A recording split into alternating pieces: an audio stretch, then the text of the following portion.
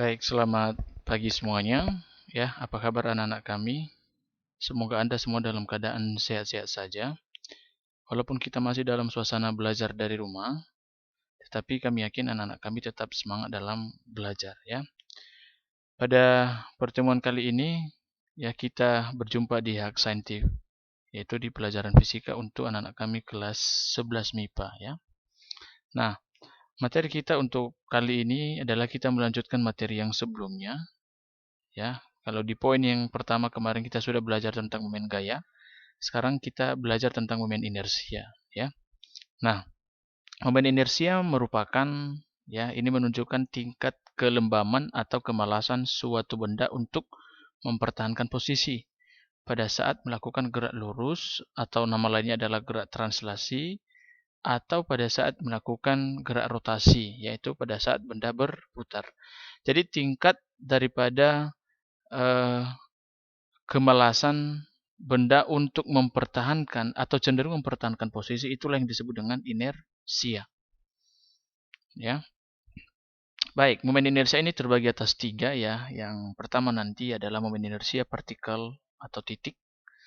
Ya, di mana dalam hal ini kita mengkaji sebuah benda itu sebagai sebuah benda titik. Ya, ini kita misalkan ya benda titik ini berjarak r dari sumbu rotasi atau sumbu putarnya. Nah, besar momen inersia suatu benda yang berotasi dipengaruhi oleh massa dan panjang jari-jari rotasinya. Sehingga diberi persamaan I sama dengan mr kuadrat. Nah, ini persamaan daripada momen inersia untuk partikel titik. Jadi pada saat partikel M ini kita putar, ya. Nah, ini ada kecenderungan untuk mempertahankan posisi di sekitaran lintasan ini. Nah, itulah yang dimaksud dengan inersia, ya. Tentu semakin jauh R ini, maka semakin besar momen inersia. Ya, semakin besar dia untuk mempertahankan posisi. Ya. Jadi inilah persamaan dari momen inersia partikel titik. Baik, selanjutnya yang kedua adalah momen inersia banyak partikel. Ya, dalam hal ini jika terdapat banyak partikel bermassa m, tentu ini beda-beda massanya mungkin, melakukan gerak rotasi terhadap suatu poros atau sumbu putar pada jarak r, maka momen inersia adalah penjumlahan dari momen inersia di setiap partikel tersebut. Jadi persamaan matematisnya adalah I sama dengan sigma dari MI kali RI kuadrat, itu I dimulai dari 1 sampai ke N. Misalnya ada, kalau di dalam sistem yang di sebelah kiri ini kita hitung partikelnya berapa, 1, 2, 3, 4, 5, 6, 7, ada 8, berarti sampai ke N ke-8 ya. Jadi ini dijumlahkan menjadi I sama dengan ini I total ya. M1 ini kita misalkan M1 kali R1, berarti R1-nya terhitung dari poros ini ke M ini. Ditambah kali R1 kuadrat ditambah M2, mungkin ini M2 kali R2 kuadrat, ini R-nya. Sampai seterusnya. Nah, ini ya yang dimaksud dengan momen inersia banyak partikel. Nah, begitu kira-kira. Baik, berikutnya momen inersia benda tegar. Nah, apa yang dimaksud dengan benda tegar ya? Benda tegar itu didefinisikan sebagai benda yang tidak mengalami perubahan bentuk apabila diberi gaya luar. Jadi, misalkan ada sebuah benda, ya, ada botol misalnya, ini botol, ya. Kalau kita kena gaya di sini, kita sentuh, berarti bentuknya tetap seperti ini. Nah, ini namanya juga bisa disebut sebagai benda tegar, ya. Walaupun diberi gaya, ditarik atau didorong, tidak mengalami perubahan bentuk. Ya, mungkin berbeda dengan misalnya tanah liat, plastisin, atau benda lainnya yang cenderung lembut atau bisa diubah bentuknya ketika ditekan atau ditolak atau ditarik maupun didorong ya. Nah, besar momen inersia ini ada variabel konstanta. I sama dengan K kali mr kuadrat. K adalah konstanta. Tentu ini tidak ada satuan ya, konstanta ini. Ini massa dalam satuan kilogram dan R adalah jarak sumbu putar dalam satuan meter ya. Nah, untuk beberapa benda tegar ya, ada di tabel ini ada 8, misalnya batang silinder porosnya di pusat, momen inersianya adalah sama dengan 1/12 ml kuadrat. Jadi kalau ada sebuah batang silinder diputar, nah di pertengahan ini diputar, Berarti momen inersianya sama dengan 1/12 kali mr kuadrat. Hanya di sini dituliskan ml ya, bukan mr. Sama saja. Batang silinder porosnya di pinggir. Nah, berbeda tadi dengan yang pertama, porosnya ini di tengah. Sekarang yang kedua misalnya ini di ujung. Berarti ini kita anggap poros tetap, maka berputar seperti ini dia. Ya. Itu porosnya. Maka inersianya adalah 1/3 ml kuadrat. Ya. Begitu dengan silinder tipis berongga seperti cincin, itu tinggal mr kuadrat. Silinder pejal, 1/2 mr kuadrat sampai ke bola berongga poros di garis singgung. Ya, ini. Nah, bilangan-bilangan inilah yang disebutkan tadi sebagai konstanta. Ada 1/12, 1/3, 1/2, 2/5, 2/3, dan 7/5. Ya.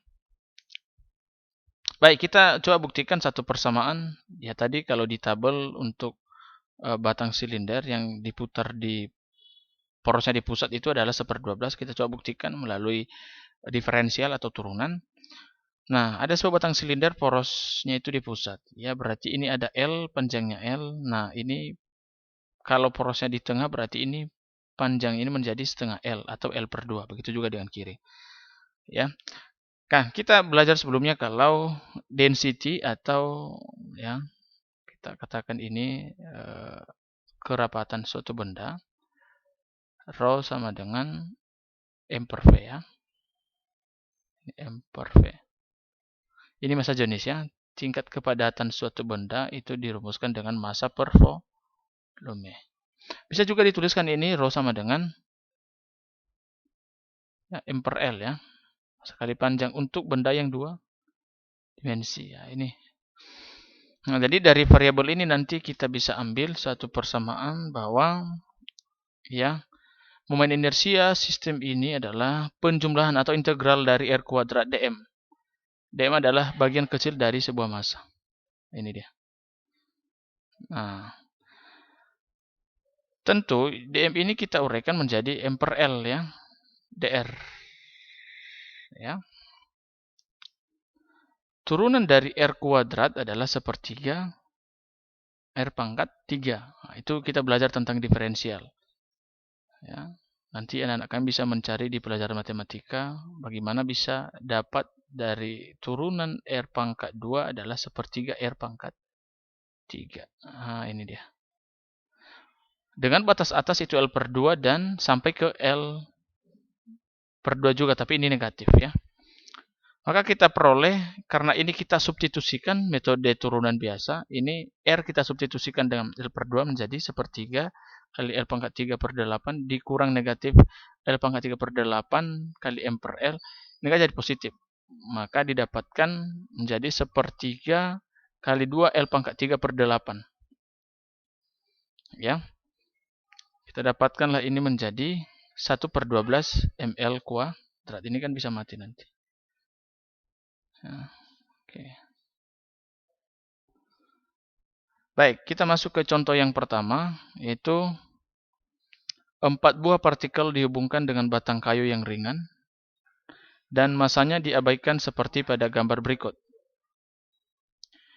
Nah, jika jarak antar partikel yaitu 20 cm, ini nanti kita konversi ke dalam satuan meter, berapakah momen inersia partikel tersebut?